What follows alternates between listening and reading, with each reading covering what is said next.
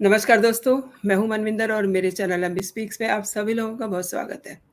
आपको याद होगा 5 अगस्त 2019 को जब सरकार ने कश्मीर से आर्टिकल 370 हटाने का बिल जो है पेश किया था। लेकिन उस बिल को पेश होने से कुछ घंटे पहले तक भी लोगों को भनक नहीं थी। ये तो एक उदाहरण है क्योंकि बड़ी बात थी। ऐसी कई मिसालें रही हैं, नोटबंदी है, कई ऐसे नरेंद्र मोदी के साथ सरप्राइज़ फैक्टर जुड़े हुए हैं। जब वो कोई घोषणा करते हैं तो उसका पता नहीं चलता किसी को। अब 18 सितंबर से 22 सितंबर तक संसद का विशेष सत्र बुलाने का ऐलान किया गया है। आज इसी पर हम बात करते हैं और मेरे साथ आज के खास मेहमान हैं जाने-माने पत्रकार ओमकार चौधरी जी। सर आपका बहुत-बहुत स्वागत है मेरे चैनल पे। नमस्कार। नमस्ते मनविंदर जी और आपके सभी दर्शकों को भी मेरा नमस्कार। सर 5 दिन के संसद सत्र के जो एजेंडे को लेकर के इस समय बाहर अटकलें चल रही हैं, जो कयासबाज़ी चल रही है कि इस बार प्रधानमंत्री नरेंद्र मोदी के पैकेज में से कौन-सा सरप्राइज़ निकलेगा? आपको क्या लग रहा है? क्या है वो? क्या अज़्यूम कर रहे हैं आप? नहीं, ये तो किसी को भी नहीं पता कि क्या करने वाले हैं नरेंद्र मोदी, और वो इसी के लिए जाने भी जाते हैं। जी। जब उनकी कैबिनेट का पहली कैबिनेट का जब गठन होने वाला होता है, जी, जी। तब भी आखिरी समय तक लोगों को पता ही नहीं चलता है कि कौन शपथ ग्रहण करने वाला है। जी, जी। हाँ, जब राष्ट्रपति भवन में शपथ ग्रहण के लिए कुर्सियाँ लगती हैं, तो लोगों को पता लगता है कि कितने मंत्री शपथ लेने वाले हैं। जी। जब आकर के उन पर लोग बैठना शुरू करते हैं, तब समझ में आता है कि कौन-कौन शपथ लेने वाले हैं। जी, इसके जी। बाद फिर ये पता नहीं चलता कि किसको कौन-सा मंत्रालय दिया जाना है। हुँ, तो हुँ। आजकल तो हालत ये है सीक्रेसी की कि कहीं से भी ना तो बीजेपी के दफ्तर से और ना ही प्रधानमंत्री के ऑफिस से, या जो दूसरे कैबिनेट मिनिस्टर हैं, जो टॉप 5 मंत्री माने जाते हैं, उनके दफ्तरों से भी किसी को कुछ नहीं मिलता है। तो हुँ, हुँ। आखिरी समय तक बस इंतज़ार करते रहने के अलावा कोई चारा बचता नहीं है मीडिया के लोगों के सामने। लेकिन मीडिया तो मीडिया है, वो अपनी हरकतों से बाज आता नहीं है। हुँ, तो हुँ। उनको अटकलें लगानी है, दर्शकों का मूर्ख बनाना है, हुँ। अपनी टीआरपी बढ़ानी है ताकि उनको राजस्व मिलता रहे, उनकी जो नौकरी है वो बची रहे। हुँ। इसलिए जो जिसके जी में आता है वो अपना शुरू हो जाता है, और फिर विशेषज्ञों को भी बुला लेते हैं, स्टूडियो में बहस भी शुरू हो जाती है। अपने 1-2 संवाददाताओं को, किसी को अ आपके विजय चौक पर खड़ा कर देते हैं, किसी को पार्लियामेंट के सामने खड़ा कर देते हैं, किसी को बीजेपी दफ्तर के सामने खड़ा कर देते हैं। पता किसी को कुछ नहीं रहता है। आखिरी टाइम तक किसी को पता नहीं चलेगा कि पार्लियामेंट का स्पेशल सेशन एक्चुअल में बुलाया क्यों गया है। अब तमाम तरह की कयासबाजी इनकी वजह से यूट्यूबर्स भी उसी अ, से हुँ, हुँ। इंस्पायर होकर के या इम्प्रेशन में आकर के अपने प्रोग्राम जो है बना रहे हैं। पर हुँ, हुँ। मेरा ये मानना है कि जिस तरीके से अभी हाल-फिलहाल में महिलाओं को लेकर के प्रधानमंत्री नरेंद्र मोदी को टारगेट किया गया है। हुँ। इसके बावजूद कि उन्होंने एक आदिवासी महिला को राष्ट्रपति बनाया। हुँ। इसके बावजूद कि कई गवर्नर जो हैं वो इस समय महिला हैं। उनकी कैबिनेट में बहुत अहम डिपार्टमेंट निर्मला सीतारमण से लेकर के स्मृति ईरानी तक के पास हैं, और उनके पार्टी संगठन में भी महिलाओं को खास तरजीह दी गई है। इसके बावजूद उन पर अटैक होते हैं। उन्होंने लाल किले की प्राचीर से कहा कि हम 2 करोड़ ग्रामीण महिलाओं को लखपति बहन बनाएँगे, लखपति दीदी बनाएँगे। कैसे बनाएँगे? कि ड्रोन उड़ाना उनको सिखाया जाएगा। हुँ। अब खेती के कामकाज से लेकर के तमाम दूसरे कामों में ड्रोन की एक अब भूमिका होने वाली है, बढ़ने वाली है। हुँ। दूसरे, उन्होंने लाल किले की प्राचीर से ये भी इंगित किया था, और अगर दर्शकों को याद हो तो जो पिछली परेड थी राजपथ पर 26 जी, जी। जनवरी, जी, जी। उसमें लगभग हर परेड का नेतृत्व जो है वो महिलाओं ने किया महिलाएँ था। ही कर रही थी। जी। हमारे यहाँ पायलट अब बाकी देशों के मुकाबले कहीं ज़्यादा महिलाएँ हैं, सरहदों पर महिलाएँ इस समय मोर्चा सँभाले हुए हैं, पहले ये ऐसा नहीं होता था। हुँ, हुँ। अब उनको कमीशन भी मिल रहा है, कमीशन मतलब उनको हाँ, हाई बड़े प्रो हा बड़े बड़े प्रोफ़ाइल। पदों बड़े पदों पर भी उनको अवसर मिल रहे हैं, राष्ट्र की सेवा करने के। तो तमाम कयासों के बीच एक वर्ग है हुँ, समीक्षकों का, विश्लेषकों का, जिनका ये मानना है कि चूँकि नई पार्लियामेंट में ऑलरेडी सीटें बढ़ा दी गई हैं, यानी हुँ, सीटिंग अरेंजमेंट जो है वो काफ़ी बढ़ा दिया गया है। इसलिए लोगों का ये मानना है कि महिला आरक्षण बिल इन 5 दिनों में पेश करके, उस पर बहस करा करके, उसको पारित करने की ठान ली है नरेंद्र मोदी ने। लेकिन ये भी कयास हैं, ये भी किसी को ये पता नहीं है कि महिला आरक्षण बिल ही लाया जाएगा। और मैं ये भी बताता चलूँ कि महिला आरक्षण बिल राज्यसभा से ऑलरेडी पास है। हुँ, हुँ। अब राज्यसभा की स्वीकृति उस पर लेने की आवश्यकता नहीं पड़ेगी।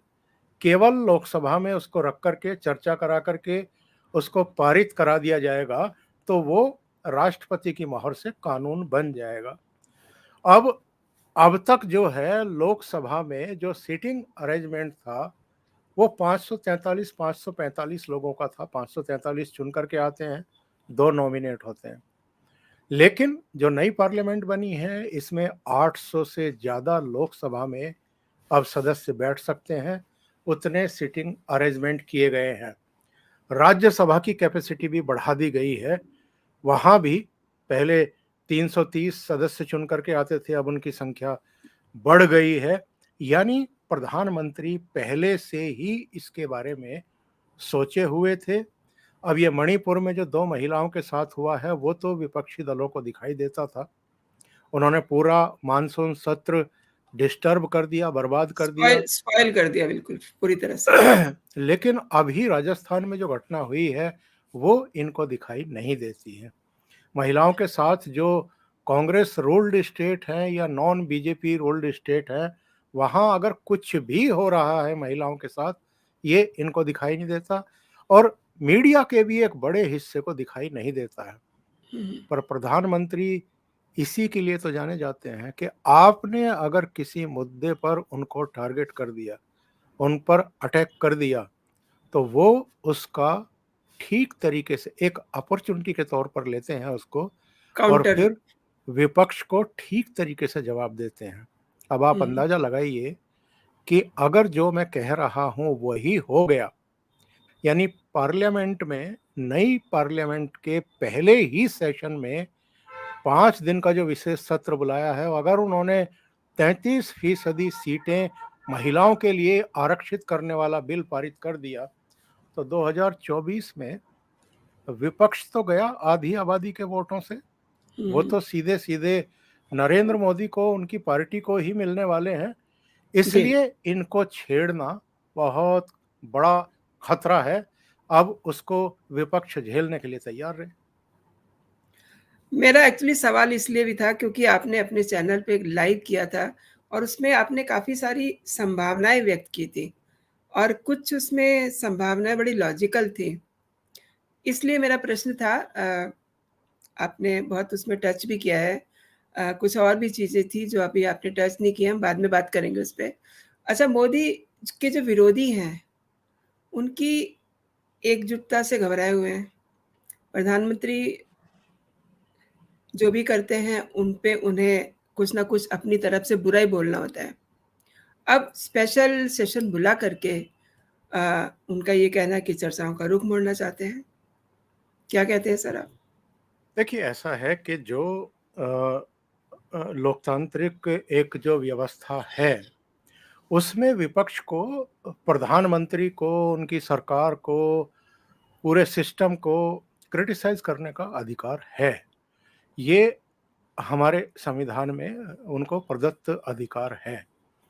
लेकिन आप विरोध के नाम पर में यानी प्राइम मिनिस्टर के विरोध के नाम पर या नरेंद्र मोदी के विरोध के नाम पर कब जो एक लक्ष्मण रेखा होती है उसको पार कर जाते हैं जी, और कब किस तरह की अभद्र टिप्पणियों पर उतर आते हैं या उनका अपमान करते-करते कब आप सेना के पराक्रम पर, उनके जी। शौर्य पर, उनकी जो अब तक की उपलब्धियां हैं देश की सेवा को लेकर हुँ, के उन पर भी आप लांछन लगाना शुरू कर देते हैं, इनकी हुँ, समझ में आता नहीं है। जी, अभी जो इनकी 3 मीटिंग कुल मिलाकर के हुई हैं, जी। क्या जब पटना में बैठक थी तो तब भी प्रधानमंत्री ने कुछ ऐसा किया था कि लोगों का ध्यान डाइवर्ट हो जाए आप लोगों से कि भई आप लोग जी, ऐसा कौन-सा बड़ा काम कर रहे हैं मीटिंग करके? कोई फैसला तो आज तक हुआ नहीं है, 3 मीटिंग हो गए, ना संयोजक कुछ नहीं चुना हुआ। गया, ना आप अभी तक सीट शेयरिंग कर पाए, ना जी, कोई दृष्टि पत्र आप तैयार कर पाए कि आप करना क्या चाहते हैं। बस हुँ, एकमेव एजेंडा आपका नरेंद्र मोदी को हटाना है जी, और वो अब देश ये भी समझ गया है कि आप नरेंद्र मोदी को एक्चुअल में हटाना क्यों चाहते हैं।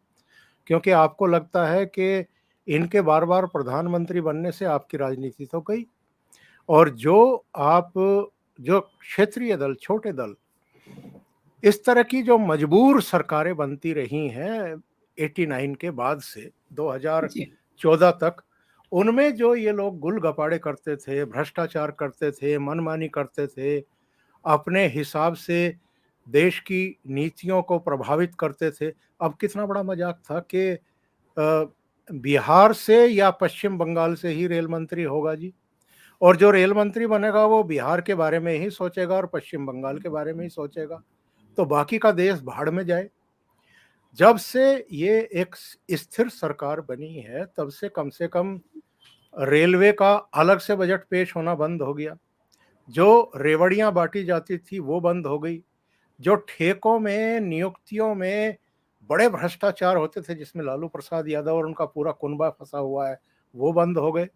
नई-नई ट्रेन अब सामने आ रही हैं, रंग-बिरंगी ट्रेनें आ रही हैं, उनमें तमाम तरह की सुविधाएँ थी, वरना 2014 में जब नरेंद्र मोदी प्रधानमंत्री बने थे, तो टॉयलेट में जंजीर से बंधा हुआ लोटा छोड़ कर के गए थे ये लोग। आज की तारीख में जो है, ये हालत है कि ट्रेन की पूरी कायाकल्प ही बदल गई है, बिल्कुल एकदम नए-नए कलर ट्रैक कलरफुल हो गई नए-नए ट्रेन्स। नए-नए ट्रैक आ रहे हैं और नई-नई ट्रेनें शुरू हो गई हैं। 200 से ज़्यादा तो वंदे भारत ही शुरू होने वाली हैं, जिनका सिलसिला शुरू हो चुका है। जी, तो एक मेरा कहना सिर्फ इतना है कि जब स्थिर सरकार होती है, पूर्ण बहुमत वाली सरकार होती है, तो उसको छोटे दल अ, ब्लैकमेल नहीं कर सकते हैं बिल्कुल। और ये देश समझ गया है अब अंतरिक्ष से लेकर के हर सेक्टर में अर्थव्यवस्था में देख लीजिए तो 5वीं बड़ी अर्थव्यवस्था भारत हो गया है। 10वें हुँ, से उतर करके 5वें नंबर पर आ गया है और मोदी ने कहा कि 2027 तक हम इसे दुनिया की तीसरी बड़ी अर्थव्यवस्था बना देंगे। तो लोगों की एक होप जगी है और ये लोग जो इस तरह की बयानबाजी करते हैं कि साहब स्पेशल सेशन बुला करके हमारा जो मुंबई का जमावड़ा था, उससे जो इनकी घबराहट थी वो परिलक्षित हो रही है। तो भई मुंबई की बैठक में आपने कर क्या लिया? कुछ नहीं। मुंबई की बैठक भी वैसे ही खत्म हो गई जैसे पटना की और बेंगलुरु की बैठक खत्म हुई थी।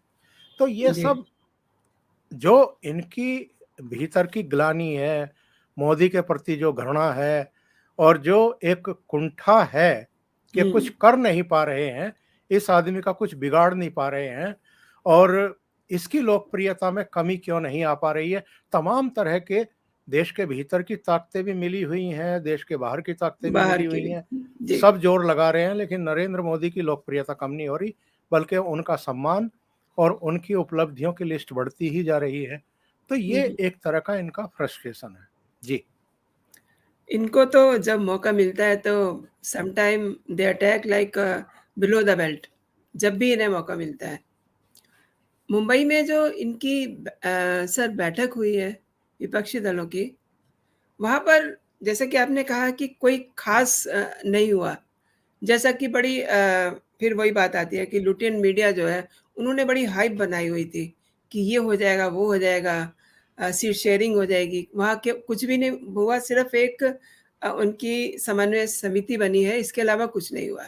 संयोजक तक तय नहीं हुआ, लोगों के नाम पे कोई सहमति नहीं हुई, सीट शेयरिंग की कोई बात नहीं हुई।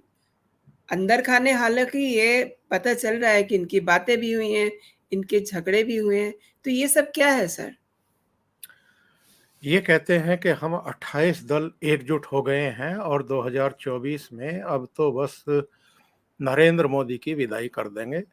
और अभी लेह लद्दाख गए थे राहुल गांधी, उन्होंने वहाँ बड़े दावे के साथ कहा कि हुँ, लोग कहते हैं, मीडिया कहती है कि कांग्रेस जो है वो अ, नरेंद्र मोदी को और भारतीय जनता पार्टी को नहीं हरा सकते हैं। मैं आपको दावे के साथ कहता हूँ कि 2024 में कांग्रेस इनको हरा देगी, कांग्रेस इनको हुँ, हरा देगी।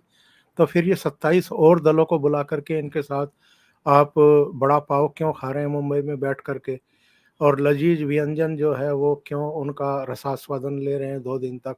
2 दिन जी। मुंबई में बर्बाद कर दिए, 2 दिन बेंगलुरु में, 2 दिन पटना में। अगर अब 2 कांग्रेस दिन दिल्ली दिल्ली में और ये बर्बाद करने की इन्होंने घोषणा कर दी है, चौथी बैठक की भी।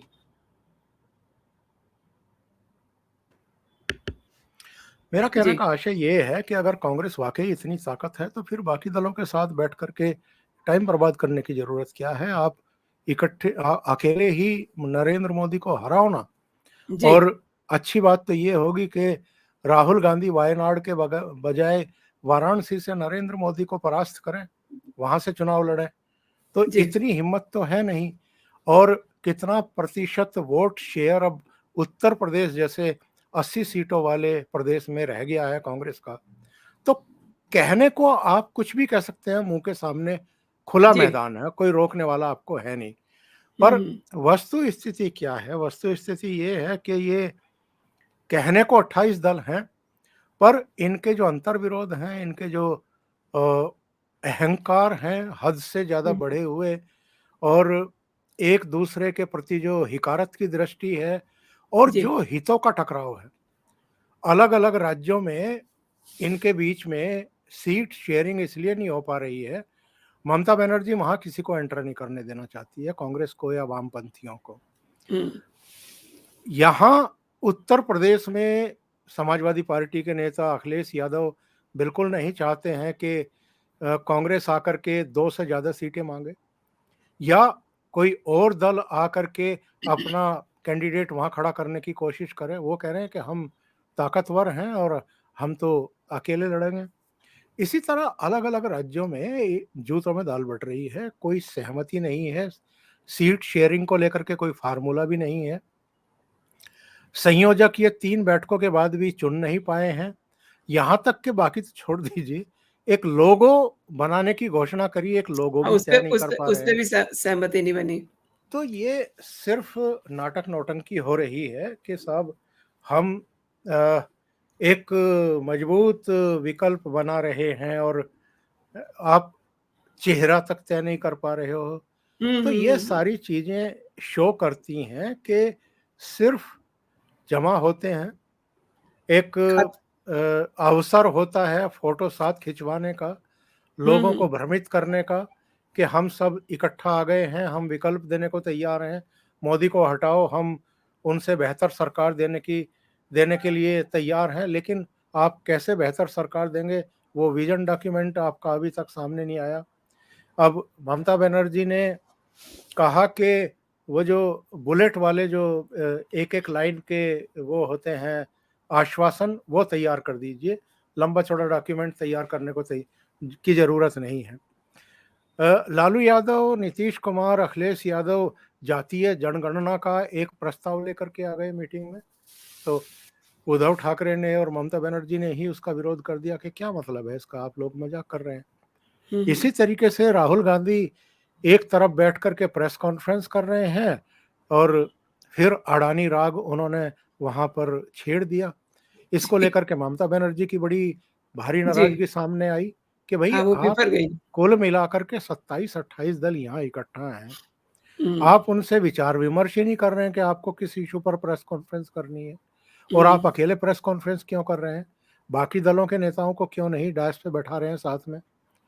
तो ये सिर्फ एक नाटक नौटंकी चल रही है, लोगों की आंखों में धूल झोंकने का प्रयास मात्र है। एक्चुअल में ये लोग ना गंभीर हैं, ना ये आपसी जो इनके मतभेद हैं, जो अंतर्विरोध हैं, उनको मिनिमाइज कर पा रहे हैं, ना करने की इच्छा शक्ति दिखाई दे रही है। सिर्फ एक हवा बनाने की चेष्टा हो रही है कि हम नरेंद्र मोदी के खिलाफ इकट्ठा हो रहे हैं। इनका सर होगा क्या? मतलब क्या करेंगे ये? 3 मीटिंग में कुछ नहीं किया, अब चौथी में क्या कर लेंगे ये? नहीं, कुछ नहीं करेंगे, इनका कुछ होगा भी नहीं और कुछ तय हो भी नहीं पाएगा। और चौथी बैठक होगी, इसको लेकर के मैं थोड़ा सा डाउटफुल हूँ। डाउटफुल इसलिए हूँ, हालांकि ये मेरा अतिरेक पूर्ण आशंका हो सकती है, लेकिन हुँ, मुझे लगता है, जितना मेरा राजनीति को देखने समझने का अब तक का अनुभव है, जी, कि चौथी मीटिंग में तमाम तरह के लेकिन किंतु परंतु अब शुरू हो चुके हैं। क्योंकि मैंने एक प्रोग्राम आज किया था दोपहर में कि जी। अ, मुंबई मीटिंग के बाद से जिस तरह का सुई पटक सन्नाटा है, पिन ड्रॉप साइलेंस जिसको अंग्रेजी में हुँ, कहते हैं, हुँ, उससे ये पता चलता है कि मुंबई में सब कुछ ठीक ठाक नहीं रहा है। जी। अरविंद केजरीवाल के ट्विटर हैंडल पर जाइए, एक मैसेज मुंबई बैठक का नहीं है, कोई एक फोटो नहीं है, कोई एक वीडियो नहीं है, बिल्कुल खामोशी। ममता बनर्जी के ट्विटर हैंडल पर जाइए, वहां भी कुछ नहीं है। नीतीश कुमार के ट्विटर हैंडल पर जाइए, वहां भी कुछ नहीं है। कांग्रेस के ट्विटर हैंडल पर जरूर इनके सबके फोटो वोटो पड़े हुए हैं और इन्होंने क्या कहा है वो सब अ, छपा हुआ है। पर इनके ट्विटर हैंडल पे, इनके सोशल मीडिया मंचों पर, इनके पार्टी के जो ट्विटर हैंडल हैं, उन पे कुछ नहीं है। इसका मतलब क्या है? जी। इसका मतलब ये है कि इनका मोहभंग हो चुका है। जो अपने आप को प्रधानमंत्री का संभावित दावेदार कहते रहे हैं, मानते रहे हैं, उनको अब लगने लगा है कि कांग्रेस पार्टी राहुल गांधी को फिर थोपना चाहती है। और मुंबई की बैठक से एक दिन पहले जो कांग्रेस ने एक पोस्टर जारी किया था, जिसमें राहुल गांधी को ठीक बीच में फ्रंट पर दिखाया गया और बाकी के फोटो जो हैं इस तरीके से लगा दिए गए दोनों तरफ, जैसे हवाई जहाज के डैने हों। हाँ, हाँ। और उसमें जो है अरविंद केजरीवाल का फोटो था भी नहीं।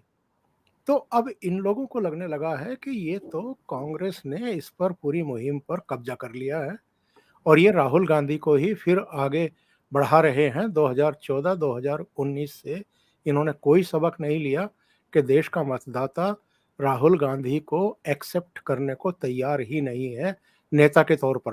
प्रधानमंत्री के तौर पर तो छोड़ दीजिए, हुँ, हुँ। क्योंकि वो कांग्रेस के नेता के तौर पर और प्रधानमंत्री के चेहरे के तौर पर ही 2014 और 19 में सामने लाए गए थे और लोगों ने पूरी तरीके से रिजेक्ट किया है। ऐसा कभी नहीं हुआ 1947 के बाद से कि कांग्रेस केवल 44 सीटों पर या 52 सीटों पर सिमट करके रह गई हो। लेकिन उनकी माताजी को गलतफहमी है अपने बेटे को लेकर के।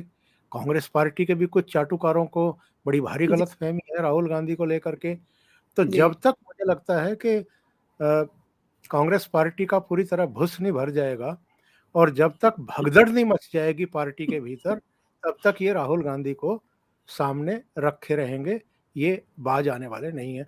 और इसीलिए नीतीश कुमार भी अब खामोश हो गए हैं, हाँ, अरविंद केजरीवाल भी और ममता बनर्जी भी। ममता बनर्जी को तो इसी पर ऐतराज था कि राहुल गांधी ने अलग से प्रेस कॉन्फ्रेंस कैसे कर ली। जी। सर अभी G20 का समिट भी दिल्ली में होने वाला है और अमेरिका के राष्ट्रपति सहित 2 तिहाई आबादी और अर्थव्यवस्था वाले जो देश हैं, उनके प्रमुख भारत में आ रहे हैं। चीन के राष्ट्रपति नहीं आ रहे हैं, ये चर्चा ज़ोर पकड़ रही है। क्या वजह समझ में आ रही है? डर गए हैं क्या? आजकल डरता तो कोई नहीं है, लेकिन ये है कि जिस तरीके से भारत ने चतुर्दिक सम्मान अर्जित किया है पूरी दुनिया में और जिस तरीके से वो विश्व की 5वीं बड़ी अर्थव्यवस्था इमर्ज हो गया है।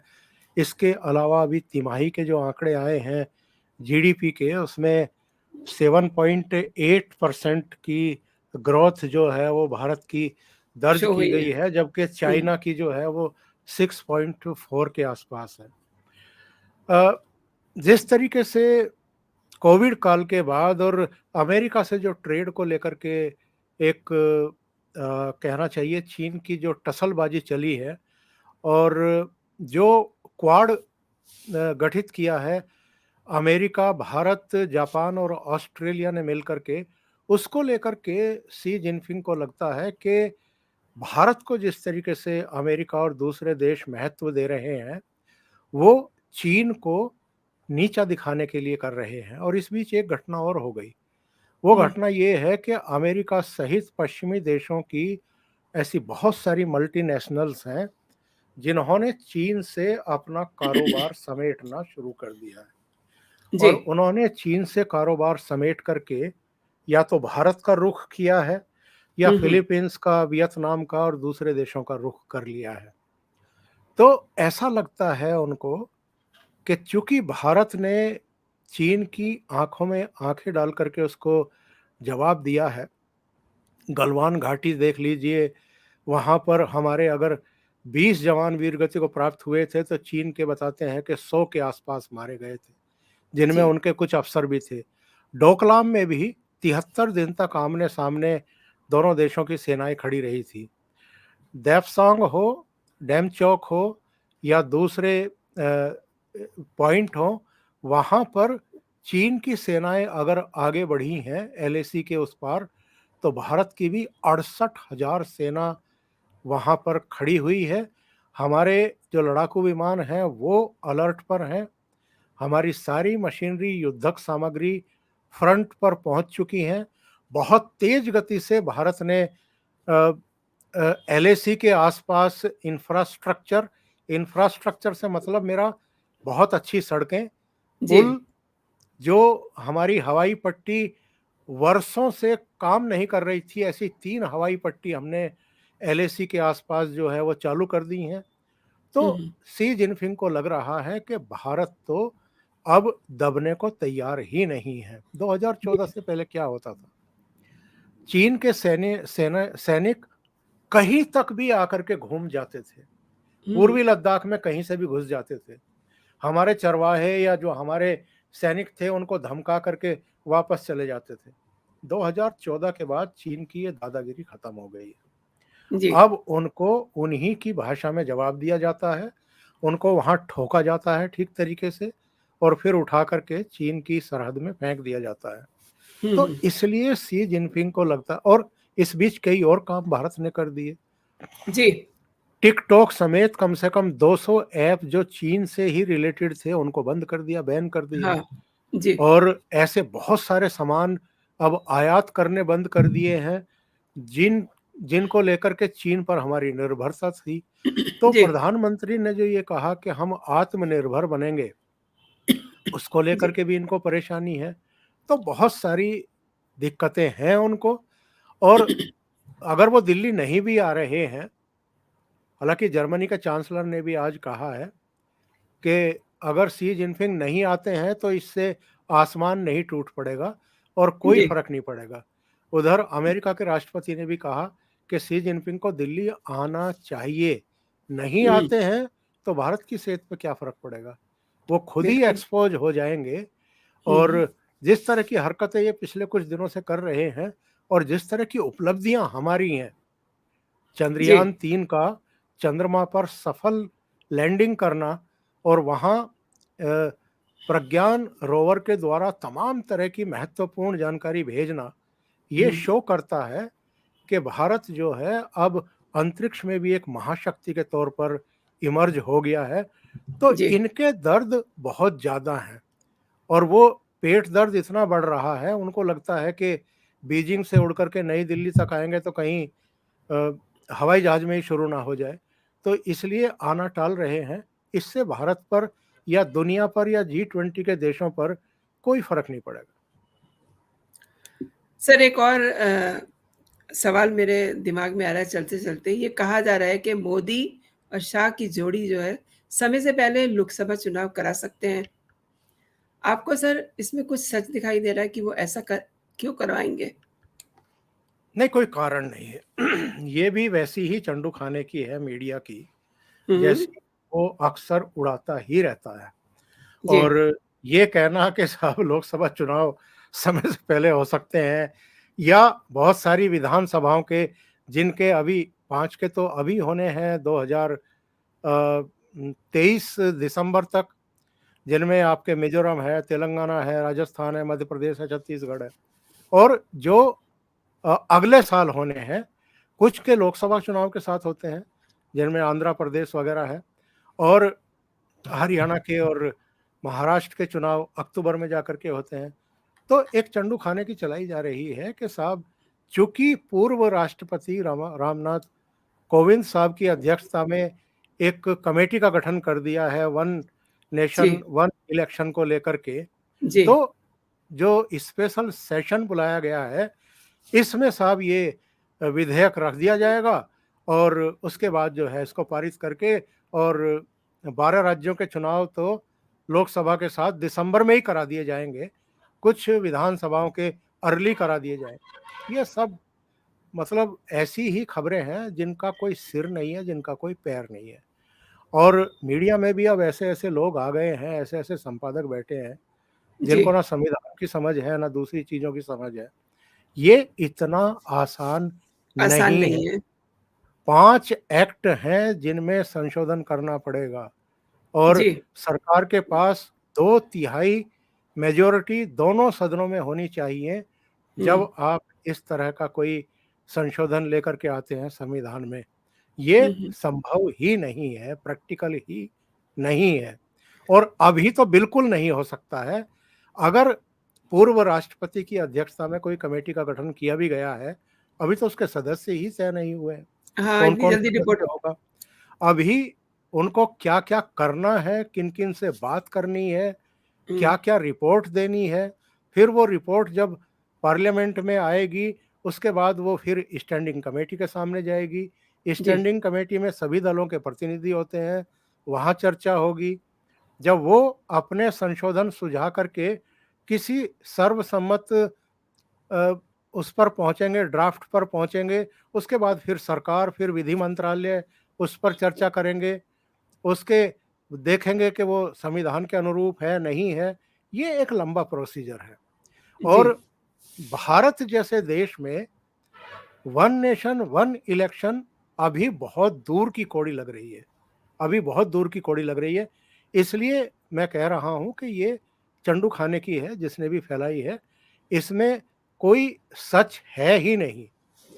वहाँ पर पार्लियामेंट के स्पेशल सेशन में एक जो मैंने कहा कि महिला आरक्षण का बिल पारित किया जा सकता है। 33% सीटें आरक्षित की जा सकती हैं पार्लियामेंट में, विधानसभाओं में, नीचे नगर निकाय में, पंचायतों में।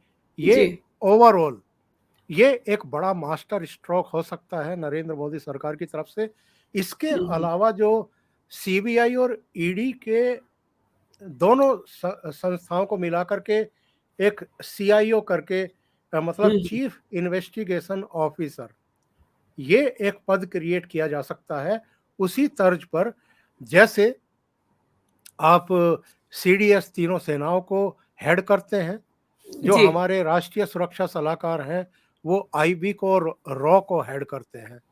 हुँ, पर हुँ। ये भी श्योरिटी नहीं है कि उसको पार्लियामेंट में ही पेश किया जाएगा, क्योंकि ये तो भारत सरकार एक नोटिफिकेशन के जरिए भी कर सकती है। लेकिन चर्चा ये चल रही है हुँ, हुँ। विधिवेत्ताओं के बीच में, संविधान के विशेषज्ञों के बीच में, कि चूंकि हर चीज को लेकर के आजकल एक फैशन बन गया है कि हुँ, जाइए हुँ। और सुप्रीम कोर्ट में चैलेंज कर दीजिए।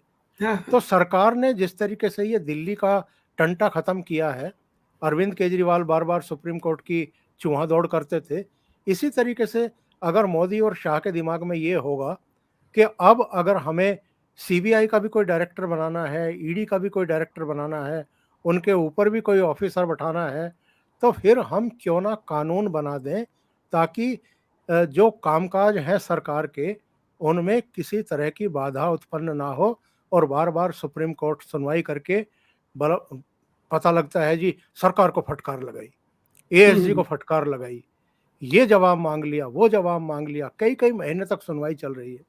तो हुँ, हुँ। ऐसे तमाम टंटों को खत्म करने के लिए सरकार जो है एक गंभीरता से ये विधेयक ला करके उसको कानून का दर्जा दे सकती है, हुँ, ऐसी हुँ। चर्चाएँ चल रही हैं। आप सही कह रहे हैं सर कि उनके उनके पोस्ट को लेकर के काफ़ी किच-किच होती रही सुप्रीम कोर्ट में और मोदी जी के बस्ते में से क्या सरप्राइज़ निकलता है, इस पे तो अभी हम सब लोग अज़्यूम ही कर रहे हैं, कयासबाज़ी ही चल रही है। वक़्त आने पे पता चलेगा कि क्या सरप्राइज़ है देश के लिए। आपने सर मेरे शो के लिए समय निकाला, बहुत-बहुत शुक्रिया आपका। नमस्कार, बहुत धन्यवाद। धन्यवाद आपका। Thank you so much. Same here.